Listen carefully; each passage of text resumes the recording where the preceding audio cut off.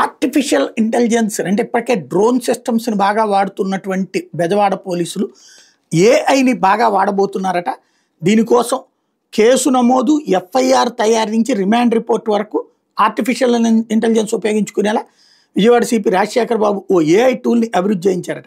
దీనికి బ్యాక్ ఎండ్లో ఆయా నేరాలకు సంబంధించినటువంటి ఎన్ఓసి, సామాజిక నిర్వహణ విధానాలు, ముఖ్యమైన కోర్టు తీర్పులకు అనుసంధానం చేస్తున్నారు.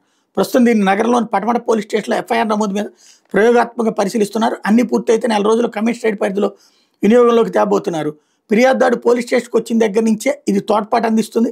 సిబ్బంది తమ మొబైల్లో లేదా ట్యాబ్లో యాప్ను ఓపెన్ చేసి రికార్డ్ రాన్ చేస్తారు. బాధితుడు చెప్పే అంశాలను అది రికార్డ్ చేస్తుంది.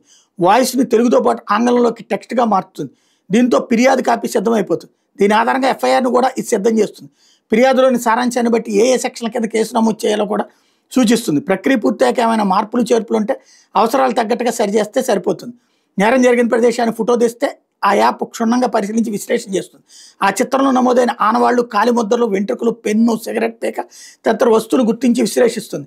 ఆ ప్రాంతంలో పరిస్థితుల ఆధారంగా నిందితుడు వెళ్లిన మార్గం, ఘటనకు ముందు పెనుగులాట జరిగిందా తదితర కోణాలు దర్యాప్తు అధికారికి సమాచారం అందిస్తుంది. రకం చెప్పాలంటే క్లూస్ టీమ్ చేసే పని చాలా వరకు పూర్తి చేస్తుంది. దర్యాప్తులో ఏ అంశాల మీద దృష్టి సారించాలన్న అంశం మీద కూడా సూచనలు ఇస్తుందట. చాలా అద్భుతమైనటువంటి టెక్నాలజీ ఇది అందుబాటులోకి వస్తే.